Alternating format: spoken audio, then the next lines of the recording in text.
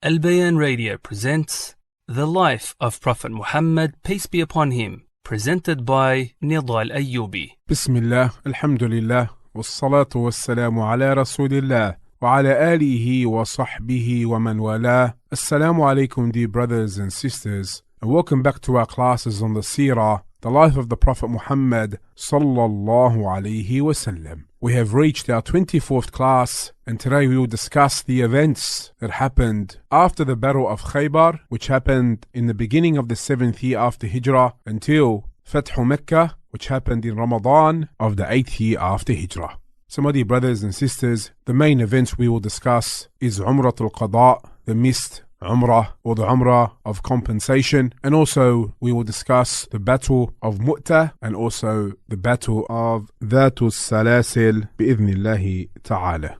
My dear brothers and sisters, when he sallallahu alayhi wasallam returned to Medina after the conquest of Khaybar and also Dhatul Riqa', he remained there until the month of Dhul Qa'dah. And in his time period, there were many saraya that were sent out, or military units. So we see, my dear brothers and sisters, that the Prophet ﷺ was busy in sending out saraya, or military units, to deal with those who were trying to cause problems in and around Arabia. So the Prophet ﷺ dealt with them accordingly. My dear brothers and sisters, when the new moon of the month of Dhul Qa'dah, or Dhul Qa'dah, entered in the 7th year after Hijrah, the Prophet ﷺ ordered the Sahaba to get ready to perform Umrah, as agreed to in the Treaty of Al-Hudaybiyah, or the Sulh of Al-Hudaybiyah, that the Muslims would perform Umrah in the 7th year after Hijrah. Now this Umrah was called many names. From them was Umratul Qada', or the Umrah of compensation. It was also called Umratul Qisas, the Umrah of retribution, and it was also called Umratul Qadiyya.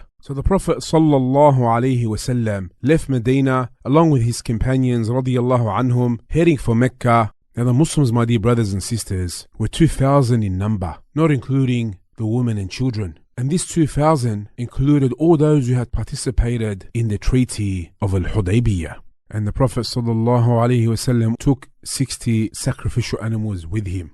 Now the Prophet sallallahu alaihi wasallam left in charge of Medina Uwayf ibn al-Adbat. And my dear brothers and sisters, the Prophet sallallahu alaihi wasallam also took weapons with him, just in case the Quraysh did not live up to their agreements of the treaty and tried to attack the Muslims. So the Muslims entered the sacred state of Ihram from Dhul Hulayfa. Now the Prophet sallallahu alaihi wasallam left the weapons in Ya'jaj before he entered the sacred precincts of the Haram, and they entered only with their swords in their covers or cases, as was agreed to in the Treaty of Al-Hudaybiyah.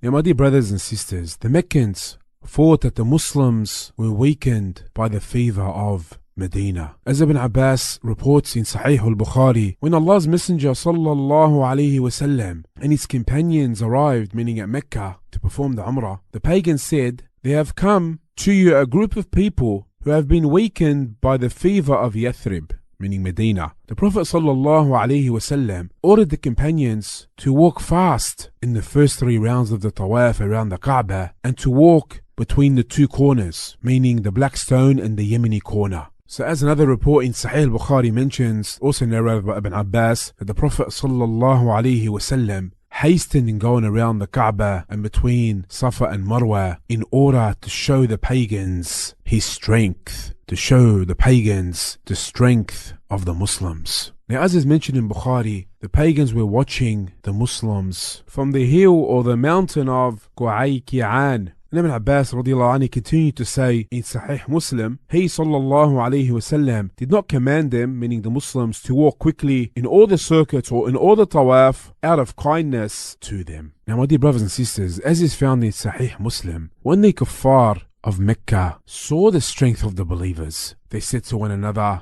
هؤلاء الذين زعمتم أن الحمى قد وهنتهم هؤلاء أجلد من كذا وكذا. Are these the ones that you are under the impression that the fever has weakened them? For they are stronger than so and so. So my dear brothers and sisters, the Prophet sallallahu alaihi wasallam showed the kuffar the strength of the believers. So this impressed the pagans of Mecca. Now my dear brothers and sisters, when the Prophet sallallahu alaihi wasallam finished performing the Umrah, he ordered some of his men to go back to those who were guarding the weapons so they could come and perform Umrah while they stay there and protect and look after the weapons.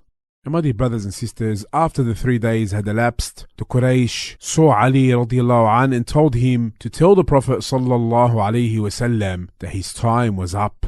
So the Prophet sallallahu alaihi wasallam left Mecca and encamped at Sarif. He stayed there so the Sahaba could take a rest and refresh themselves before they left for Medina.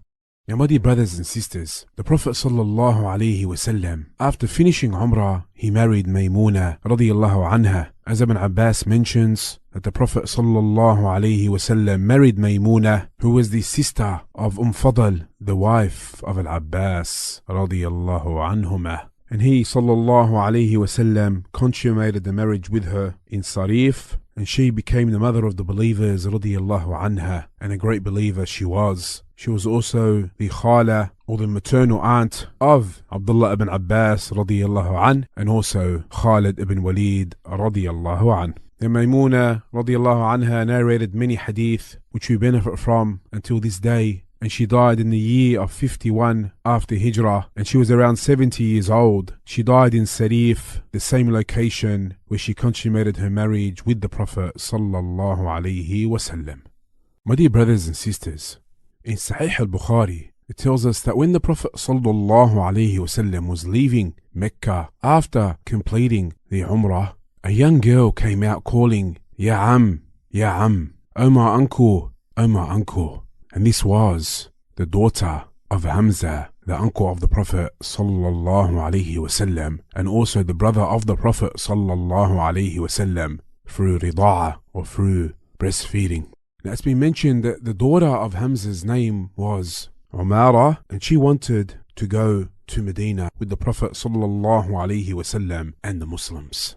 Now she was a young girl, and Ali took her by the hand radiallahu an, and said to Fatima, take the daughter of your uncle. So she made her ride on her horse. When they reached Medina, Ali, Zayd and Ja'far all wanted to look after her, meaning the daughter of Hamza radiallahu an, who, as we discussed previously, was martyred at the Battle of Uhud.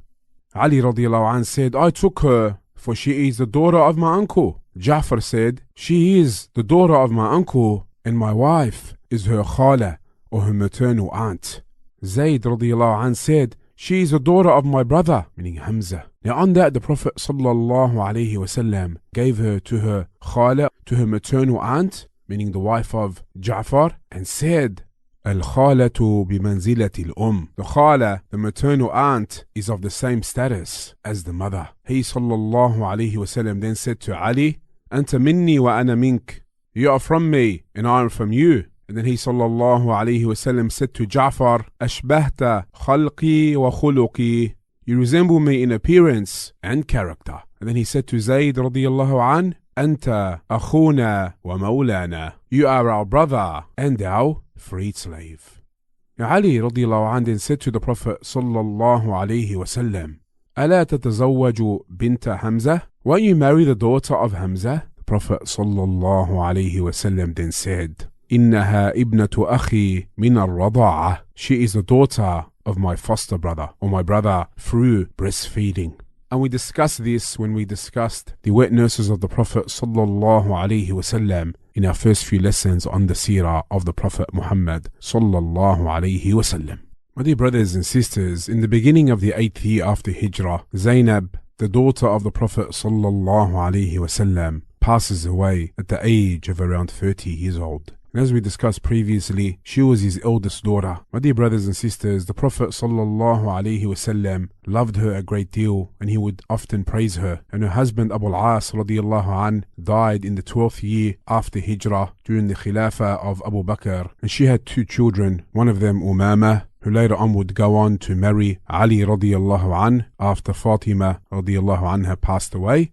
And also Zainab had a son from Al-As, whose name was Ali, and he also died during the lifetime of the Prophet sallallahu alaihi wasallam, and he died before his mother. And when Zainab died, as is mentioned in Sahih al-Bukhari and Muslim, the Prophet sallallahu alaihi wasallam instructed those washing her to wash her 3 times or 5 or more than that if you see fit, wash her with water and lotus leaves and kafur in the last wash, or a little kafur. And when you have finished, let me know. So when they had finished, they let the Prophet ﷺ know, and he gave him his waist wrapper and said, shroud her in it.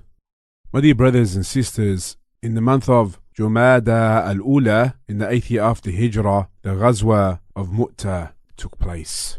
Now Mu'tah was a small town in Sham, and it is in modern-day Jordan, near Al-Balqa. Now Ibn al-Qayyim rahimahullah in Zad al-Ma'ad, he said regarding this battle and the location of Mu'tah, it is before Al-Balqa, meaning in present-day Jordan, in the land of Sham. And its reason, or the reason for this battle, was that Allah's Messenger sallallahu alayhi wasallam had sent out Al-Harith bin Umayr al-Azdi with his letter to Sham, to the king of Busra. So Shurahbil ibn Amrin al-Ghassaniyu, and he was the emir of Al-Balqa in Sham, stopped the messenger of the Prophet sallallahu alaihi wasallam, Al-Harith, tied him up and then led him along and beheaded him. So he was the only messenger sent by Allah's Messenger sallallahu alaihi wasallam to be killed. So he sallallahu alaihi wasallam was greatly affected by that when he heard the news. So he sent out the armies and placed Zayd bin Haritha radiyallahu an in command of them. My dear brothers and sisters, the Muslim army was 3,000 in number.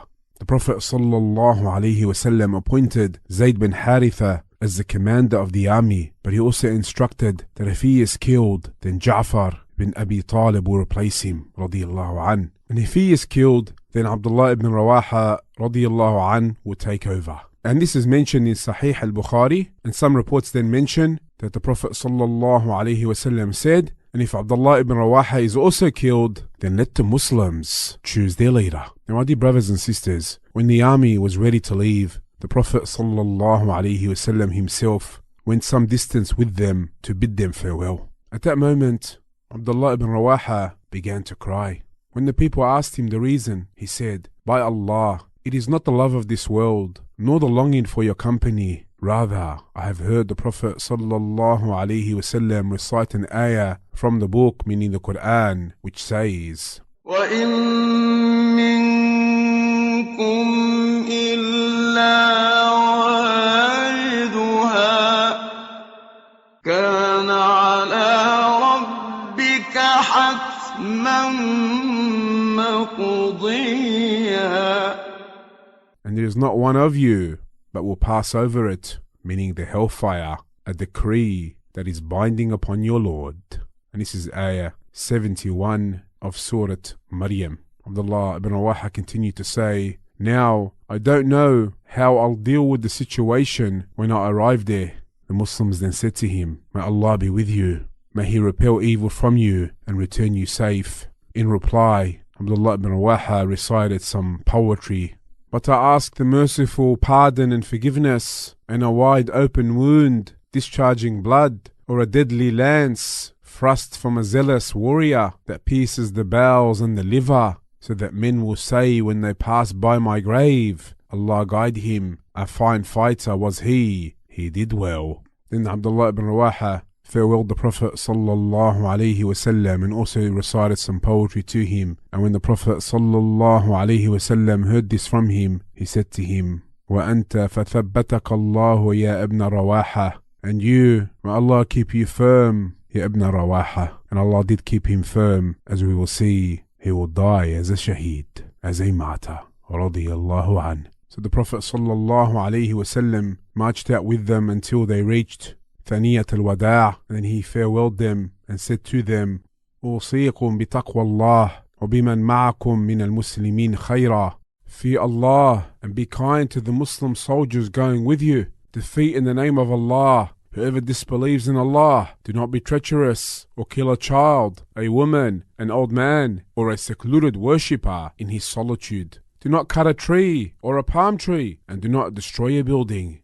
Now my dear brothers and sisters, from those who were in the Muslim army was Khalid bin Walid, and this was his first battle that he participated in after recently becoming a Muslim, radiyallahu an. The Muslims then took off until they arrived at a place called Ma'an in Sham. Now, while they were there, the news reached them that Herakl, the king of the Romans, had come out with an army of 100,000 to attack the Muslims. His forces were further strengthened by the fighters of Lakhm and Judham and other tribes, who altogether were another 100,000. Now, my dear brothers and sisters, there has been some dispute regarding the exact number of the Roman forces, but what we can be fairly certain about is they outnumbered the Muslims by many, many times. Now, when the Muslims received the news, they withheld themselves at Ma'an for 2 days, consulting each other over what they should do next. And some of them said, we should write a letter to the Prophet sallallahu alaihi wasallam so that he can order us with some commands of his or send us reinforcements. Now, Abdullah ibn Rawaha radiyallahu an, he said, O people, by Allah, that which you came out seeking is in front of you, meaning martyrdom. And you do not fight against the people based upon your numbers or strength. Rather, we do not fight them except with this deen, with this religion, with which Allah has honored us. So it can only be one of 2 fine outcomes, either victory or martyrdom. So the people agreed with him and they proceeded. Then when they came to the district of Balqa, they encountered the huge Roman army. So the Muslims camped at the side of the village of Mu'tah, and the Romans were at a village called Masharif. Then they met and fought a huge and tremendous battle. Now the Muslim commander, Zayd bin Haritha radiyallahu an, was killed with the battle flag in his hand, and so it was taken by Ja'far. He dismounted his horse and hamstrung it.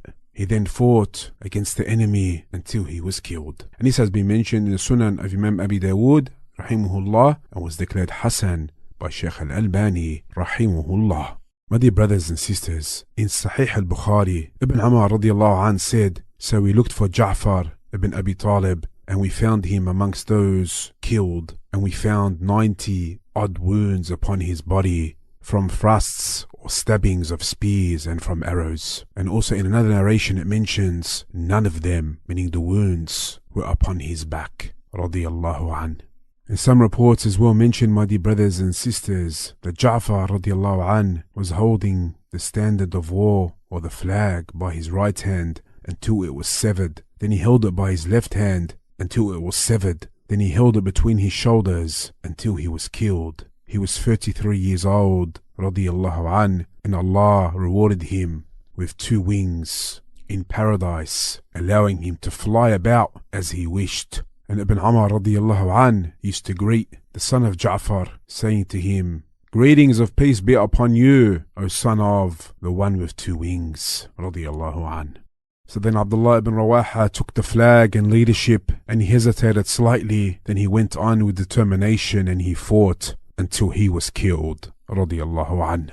So now, my dear brothers and sisters, Zayd had been killed, and Ja'far, and also Abdullah ibn Rawaha. Then Thabit ibn Arqam took the flag. Thabit said, radiyallahu an, O Muslims, agree upon a man from amongst you as your leader. So they said, you. So he said, I will not do so. So the people agreed upon Khalid ibn Walid radiyallahu an. So when he took the flag, he repelled the enemy and he pulled away from them. Then he drew back and they drew back from him until he departed from the people, radiyallahu an. So my dear brothers and sisters, each group withdrew from the other. My dear brothers and sisters, as is mentioned in Sahih al-Bukhari, Khalid ibn Walid on that day, meaning the day of the Battle of Mu'tah, 9 swords broke in his hand, radiyallahu an. So Khalid ibn Walid radiyallahu an took the flag and leadership, and he performed a strategic retreat with the Muslims and acted with caution and skill. So the Muslims were rescued from the enemy, so Allah granted victory at his hands. My dear brothers and sisters, all of this was just as the Prophet Muhammad sallallahu alaihi wasallam informed his companions in Medina on that same day as the battle was happening. As he was standing upon the mimbar, he announced the deaths of the commanders to them, one after the other, and his eyes were shedding tears. As is found in Sahih al-Bukhari, Anas radiyallahu an said, the Prophet sallallahu alaihi wasallam had informed the people of the martyrdom of Zayd, Ja'far, and Ibn Rawaha before the news of their death reached. The Prophet sallallahu alaihi wasallam said, أخذ الراية زيد فأصيبه. Zayd took the flag, meaning as the commander of the army, and was martyred.